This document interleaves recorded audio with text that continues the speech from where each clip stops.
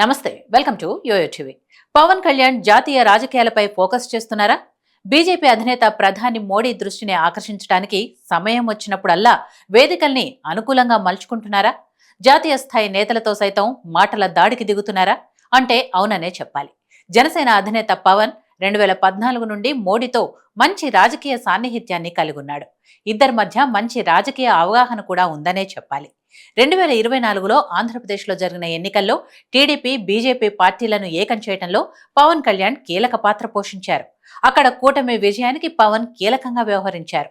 ఆ తర్వాత సనాతన ధర్మం, హిందూ ధర్మ పరిరక్షణ అంటూ వీలైనప్పుడల్లా తన పల్లవిని వినిపించడం రాజకీయ వర్గాల్లో చర్చకు దారితీసింది. తిరుపతి తొక్కిసలాటలో భక్తులు ప్రాణాలు కోల్పోయిన సందర్భంలో కూడా టీటీడీ చైర్మన్ పై ఆగ్రహం వ్యక్తం చేశారు.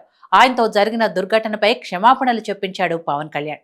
కొంతకాలం క్రితం తమిళనాడు ఉప ముఖ్యమంత్రి ఉదయనిధి స్టాలిన్ చేసిన సనాతన ధర్మ నిర్మూలన వ్యాఖ్యకు బహిరంగంగా ఎదురుదాడి చేస్తూ ఆంధ్రప్రదేశ్ ఉప ముఖ్యమంత్రి పవన్ కళ్యాణ్ భవిష్యత్తులో హిందువుల మనోభావాలు దెబ్బతీసేలా మాట్లాడవద్దని హెచ్చరించారు. ఉదయనిధి స్టాలిన్ సనాతన ధర్మాన్ని కరోనా వైరస్, మలేరియా మరియు డెంగ్యూతో పోల్చారని, వీటిని పూర్తిగా నిర్మూలించాలని ఆరోపించారు. ఆయన వ్యాఖ్యలు దేశవ్యాప్తంగా హిందువుల ఆగ్రహానికి కారణమయ్యాయి. జరుగుతున్న మహా కుంభమేళాకు సామాన్య ప్రజానీకంతో పాటు రాజకీయ, సినీ ప్రముఖులు, వీఐపీలు, దేశంలోని ఎందరో పారిశ్రామికవేత్తలు సైతం మహా కుంభమేళాలో పుణ్యనది స్నానాలు ఆచరించడం గమనించదగ్గ విషయం. ప్రయాగరాజ్ కుంభమేళాకు హాజరైన AP deputy CM Pawan Kalyan, Paschim Bengal ముఖ్యమంత్రి మమతా బెనర్జీ ఇటీవల చేసిన వ్యాఖ్యల గురించి జాతీయ మీడియాతో మాట్లాడారు. మహాకుంభను మృత్యు మహాకుంభగా బెనర్జీ అభివర్ణించారు. వీఐపీలకు మాత్రమే భద్రత కల్పిస్తున్నారని, సామాన్య భక్తులకు యూపీ ప్రభుత్వం భద్రత కల్పించటం లేదని, మహాకుంభమేళాలో మరణించిన వారికి యూపీ ప్రభుత్వం డెత్ సర్టిఫికెట్స్ ఇవ్వటం లేదని పశ్చిమ బెంగాల్ అసెంబ్లీ వేదికగా దీదీ ఆరోపణలు చేశారు. అయితే మమత ప్రకటనను పవన్ కళ్యాణ్ తీవ్రంగా ఖండించారు. హిందూ మతం గురించి, సనాతన ధర్మం గురించి ఇష్టం వచ్చినట్లు చాలా సులువుగా వారి అభిప్రాయాన్ని బహిరంగంగా వ్యక్తపరుస్తారు. ఇలా విమర్శించేవారు హిందూ మతాన్ని విమర్శించినంత తేలికగా ఇతర మతాలను విమర్శించరు. అలాంటి నాయకులకు ఇది కష్టమవుతుంది. వారి మాటలు కోట్లాది మంది ప్రజల మనోభావాలను దెబ్బతీస్తాయని వారు గ్రహించరు అని పవన్ కళ్యాణ్ అసహనాన్ని వ్యక్తం చేశారు.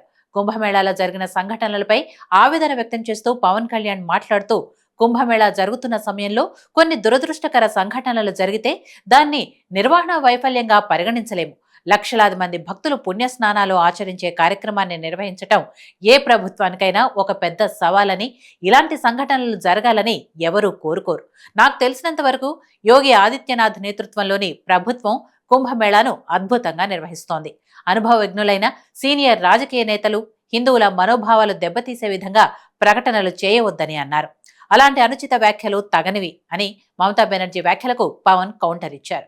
పవన్ కళ్యాణ్ ఈ విధంగా కొంత హిందువుల మద్దతు కూడగట్టడానికి, ఏపీ అదేవిధంగా జాతీయ రాజకీయాల్లో తన ఉనికిని చాటుకోవటానికి, బీజేపీ పార్టీ ప్రధాని మోడీ ఆశీస్సులు పొందటానికి పవన్ కళ్యాణ్ స్ట్రాటజీ అని, ఇటీవల తనయుడు అఖీరాతో దేవాలయాల సందర్శనం, మహారాష్ట్ర ఎన్నికల్లో పవన్ ఎన్డీఏ కూటమి క్యాంపెయినర్గా ప్రసంగాలు చేయటం, జాతీయ మీడియాలో సైతం వార్తా కథనాలు రావటం, తాజాగా జరిగిన ఢిల్లీ సీఎం రేఖా గుప్తా ప్రమాణ స్వీకార కార్యక్రమంలో ఆధ్యాత్మిక వస్త్రధారణలో పవన్ కళ్యాణ్ వేదికపై దర్శనమిచ్చారు.